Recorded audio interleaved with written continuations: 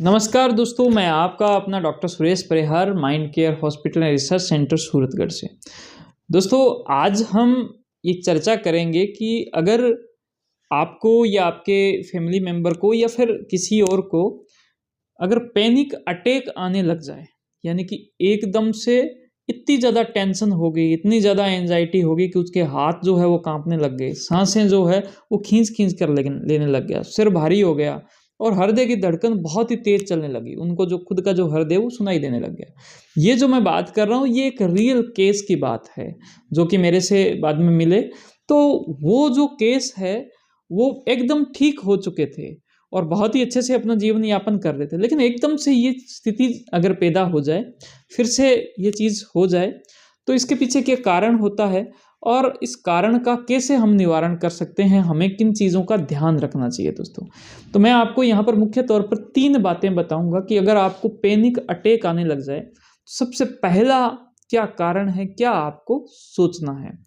दोस्तों, सबसे पहले बहुत ही ज़रूरी ये सोचना है कि ये मेरा जो माइंड है, उस माइंड ने अभी आपातकाल समझकर पूरे शरीर को आपातकाल के लिए जो प्रैक्टिस करवाना होता है, वो प्रैक्टिस करवाना प्रारंभ किया है। इसके अलावा और कुछ भी नहीं है। ये मुख्य बात है। उस वक्त अगर एक इंसान ऐसा सोचना लग जाए, अपने माइंड में ये विचार लाने लग जाए, बिल्कुल उसी प्रकार से जैसे हमारा जो आर्मी है, उस आर्मी की कुछ एक्सरसाइज होती है, उसका कुछ युद्धाभ्यास होता है, ताकि जब युद्ध होगा तो उससे पहले कुछ अभ्यास कर लें, तो हमारा उस युद्ध के अंदर बहुत ही अच्छे से वो अभ्यास जो है वो काम में आएगा।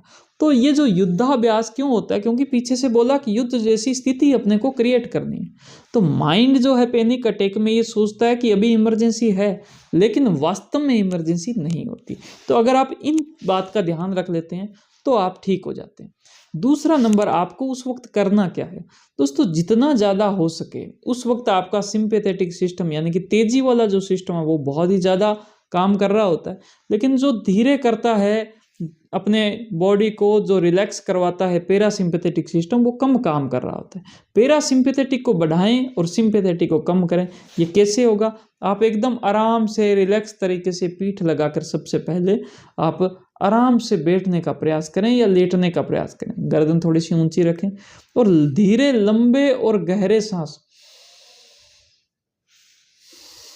इस प्रकार के जो सांस है वो आप लेने की कोशिश करें और महसूस करने की कोशिश करें।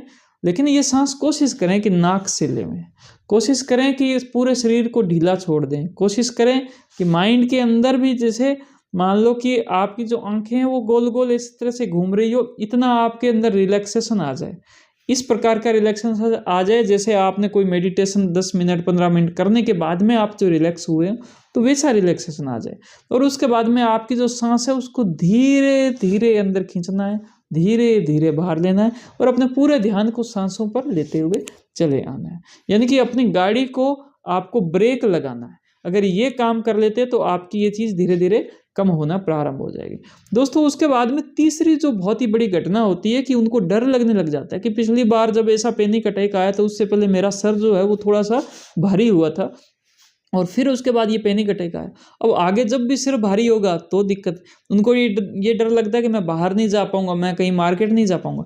तो दोस्तों, ऐसा कुछ भी नहीं है। आप ये माइंड से निकाल दें और आपको जहां भी जाना है, जहां भी घूमना है, जो कुछ भी करना है, वहां पर धीरे धीरे अपने एक्सपोजर को बढ़ाते रहें और आप इस रूप में बढ़ाएं कि ये जो स्थिति थी, मैंने आपको जैसे बताया कि वहाँ पर ब्रेक जो लगाने चाहिए थे उतने ब्रेक लगे नहीं, तो ब्रेक हमने थोड़ा टाइम बाद में लगाए, बस स्थिति इतनी की है।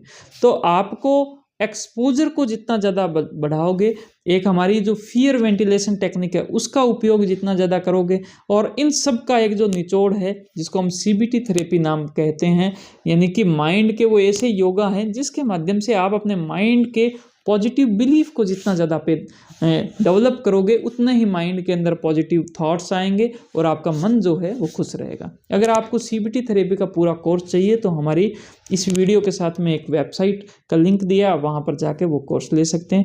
आपका बहुत धन्यवाद। ये वीडियो आपको बेनिफिट की है, इसको पसंद किया, इसको लाइक करें, अपनी बातों को मुझे कमेंट करें और इस वीडियो को ज़्यादा से ज़्यादा शेयर करें। हमारे YouTube चैनल को भी सब्सक्राइब करें, लाइक करें। Thank you. जय हिंद, जय भारत।